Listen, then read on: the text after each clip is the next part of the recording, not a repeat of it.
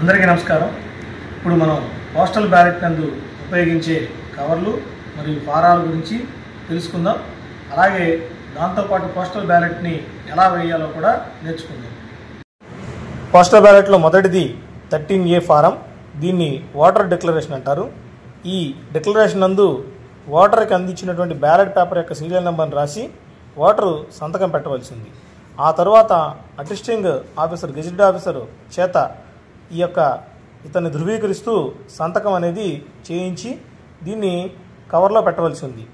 ఎవరైనా ఐడెంటిఫైర్ ఉన్నట్టయితే ఇతన్ని ఐడెంటిఫై చేసినప్పుడు మాత్రమే ఈ ఐడెంటిఫైర్ అనే కాలంని వాడుకోవాల్సింది, లేకపోతే అవసరం లేదు.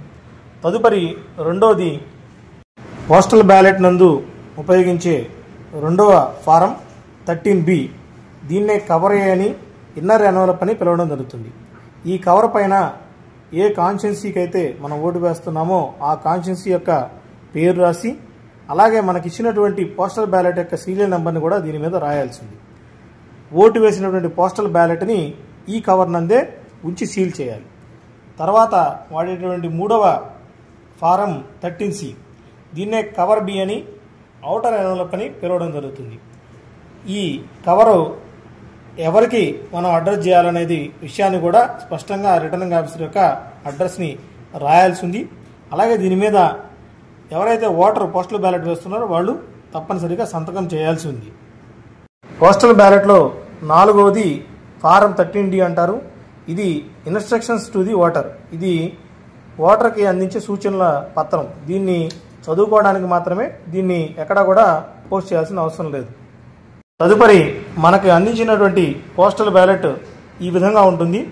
1 నుంచి 9 వరకు మొదటి వరుసలోను, ఆ తర్వాత 10 నుంచి ఎక్కడ దాకా అయితే కంటెస్టింగ్ క్యాండిడేట్లు ఉంటారో అంతవరకు చివరి వరకు చివర నోటా అనేది గుర్తించబడి ఉంటుంది.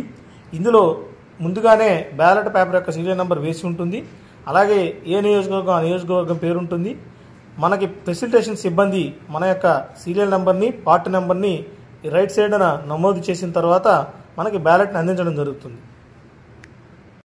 బ్యాలెట్ తీసుకున్న తదుపరి ఓటరు కంపార్ట్మెంట్లోకి వెళ్ళి తనకు నచ్చిన అభ్యర్థి ఎదురుగా ఖాళీగా ఉన్న ప్రదేశం నందు టిక్ మార్క్ మాత్రమే చేయాలి. టిక్ మార్క్ కాకుండా ఎటువంటి గుర్తులు పెట్టరాదు. అలాగే ఇద్దరు క్యాండిడేట్లకి టిక్ చేయడం కానీ, లేకుంటే ఒకరికి మించి ఇతర గుర్తులు పెట్టడం కానీ చేయరాదు. ఇప్పుడు నేను చూపిన విధంగా నచ్చినటువంటి అభ్యర్థి ఎదురు ఖాళీ ప్రదేశంలో టిక్ మార్క్ని చేయవలసి ఉంది. అలా కాకుండా సంతకం కానీ ఇతర ఏ గుర్తులు పెట్టినా మీ యొక్క పోస్టల్ బ్యాలెట్ వ్యాలిడ్ కాదు. అలాగే ఒక అభ్యర్థికి మించి మీరు గుర్తులు ఇచ్చినట్లయితే అది కూడా వ్యాలిడ్ కాదు.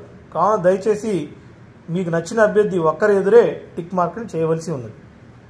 ప్రస్తుతం మనకు జరుగుతున్నది సైమల్టేనియస్ ఎలక్షన్స్ కాబట్టి అసెంబ్లీ కొరకు ఒక పోస్టల్ బ్యాలెట్, అలాగే పార్లమెంట్ కొరకు ఒక పోస్టల్ బ్యాలెట్ ఇవ్వబడుతుంది. సాధారణంగా పార్లమెంట్ కొరకు ఇచ్చే పోస్టల్ బ్యాలెట్కి సంబంధించిన కవర్లు గ్రీన్ కలర్లోను, అదేవిధంగా అసెంబ్లీకి అందించినటువంటి పోస్టల్ బ్యాలెట్కి ఉపయోగించే కవర్లు పింక్ కలర్లోనూ ఉంటాయి.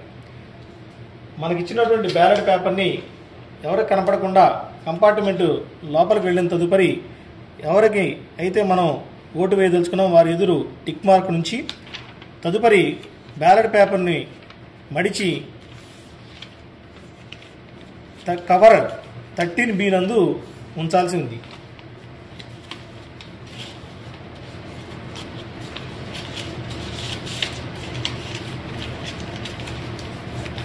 తదుపరి సదరు కవర్ని సీల్ చేసి 13A డిక్లరేషన్ మీద గెజిటెడ్ ఆఫీసర్ సంతకం తీసుకుని ఈ విధంగా మడత పెట్టుకున్న తర్వాత ఈ 13A డిక్లరేషన్ను మరియు 13B ఫారం రెండింటినీ కూడా ఔటర్ ఎన్వలప్ 13C నందు ఉంచాలి.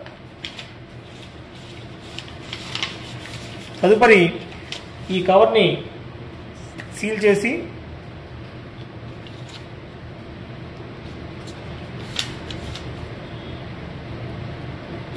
ఇందాక చెప్పినట్టు పైన రిటర్నింగ్ ఆఫీసర్ గారి అడ్రస్, అలాగే సిగ్నేచరు, ఎవరైతే ఓటరు పోస్టల్ బ్యాలెట్ ఉపయోగించారో వారి యొక్క సంతకం ఉంచి పైన కాన్స్టిట్యున్సీ నేమ్ కూడా రాసిన తదుపరి ఈ కవర్ బిని ఉన్నటువంటి డ్రాప్ బాక్స్లో, ఫెసిలిటేషన్ సెంటర్లో ఉన్న డ్రాప్ బాక్స్లో పోస్ట్ చేయాల్సి ఉంది.